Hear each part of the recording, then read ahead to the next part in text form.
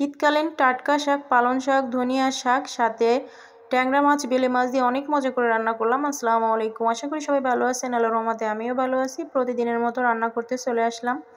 এই যে ফ্যানে তেল দিয়ে দিলাম, তেলটা গরম হয়ে গেলে এখন কাঁচামরিচ, পেঁয়াজ দিয়ে দিয়েছি। এখন দিয়ে দিলাম পরিমাণ মতো তেল, দিয়ে একটু ভালো করে ভেজে নিতে হবে।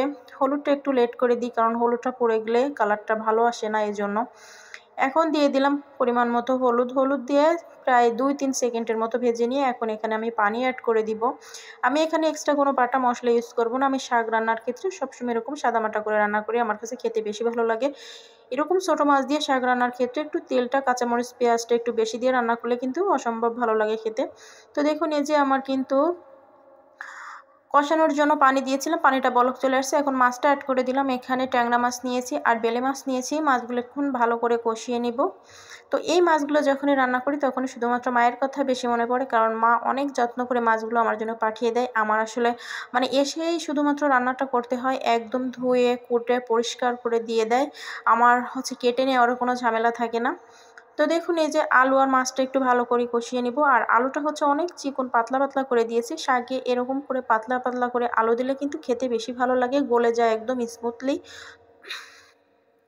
তো এই যে দেখুন, আমার কষানো হয়ে গিয়েছে, উপর থেকে তেলটা ভেসে উঠছে। এখন এখানে আমি পানি অ্যাড করে দিব। আর আজকের পালং শাকটা ছিল একদম টাটকা, চিকন চিকন যে ছোটো ছোটো যেগুলো থাকে ওইগুলা কিন্তু সারটা দেওয়া থাকে না।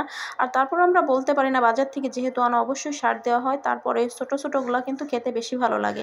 আর যেগুলো হয় অনেক মোটা, তারপরে পাতাগুলো মোটা মোটা, ওইগুলো কিন্তু খেতে অতটাও বেশি ভালো লাগে না। তো ঝোলের পানি দেওয়ার পর বলকটা উঠে গিয়েছে। এখন এখানে আমি শাকগুলো অ্যাড করে দিলাম। আপনারা দেখতেই পাচ্ছেন কতটা টাটকা শাক। তো এরকম ছোটো মাছ আর টাটকা শাক দিয়ে শীতকালীন এই শাকগুলো খেতে কিন্তু অসম্ভব বেশি ভালো লাগে। আর ধনিয়া শাকটা আমার পরিবারে কেউ রান্না করলে খেতে চায় না, গন্ধ লাগে এজন্য। তো আমি সবসময় এমনি ভর্তা করলে বা যে কোনো কিছুতে ধনেপাতাটা অ্যাড করি, কিন্তু যখন এই পালং শাকটা রান্না করি আমাকে বাধা দিল। আমি শুনি না, পালং শাক রান্নার ক্ষেত্রে কিন্তু আপনি প্রায় সমপরিমাণ এই যে ধনেপাতাটা দিলে কিন্তু খেতে বেশি ভালো লাগে। এই ধনিয়া শাকটা প্রায় আমি এই যে পালং শাক নিয়েছি তার প্রায় অর্ধেকের মতো দিয়েছি, আমার হাতে এক মুঠের মতো যেগুলো ধনিয়া পাতা ছিল সেগুলোই দিয়ে নিয়েছি। আপনারা দেখলেই বুঝতে পারতেছেন। তো ধনিয়া শাক আর পালং শাক প্রায় সমপরিমাণ দিয়ে রান্না করলে কিন্তু খেতে বেশি ভালো লাগে। তো এই যে এখন আমি জাল করে নিচ্ছি মিডিয়াম আছে। একদম হাই ফ্লেমে যদি তরকারি রান্না করা হয় তাহলে কিন্তু তরকারির স্বাদটা নষ্ট হয়ে যায়। একদম মিডিয়াম লো আঁচে রান্না করলে কিন্তু ভালো লাগে। আর আমি যে বেলে মাছগুলো দিছিলাম, বেলে মাছগুলো একটু উঠায় রাখছিলাম। সাধারণত বেলে মাছগুলো একটু নরম হয়, তো গলে যেতে পারে, এজন্য আমি উঠায় রাখছিলাম। এখন সবকিছু মিক্সড করে দেওয়ার পর এখন উপর থেকে দিয়ে দিয়েছি। আর আমার গ্রামে যারা থাকি এই জিনিসটা খুবই ভালো হয়। আমরা তো একটু কিছু আনলেই ফ্রিজে রাখার জন্য ব্যস্ত হয়ে যাই, কিন্তু গ্রামের মানুষজন হাতের কাছে যত বেশি মাছ পায় একসঙ্গে রান্না করে। আমার আম্মা তো অনেক বেশি মাছ দিয়ে শাক রান্না করে, খেতে বেশি ভালো লাগে। তারপরেও আজকে আমি একদম কম দিনই মিডিয়াম করে মাছটা দিয়ে রান্না করছি, খেতে খুবই ভালো হয়েছিল।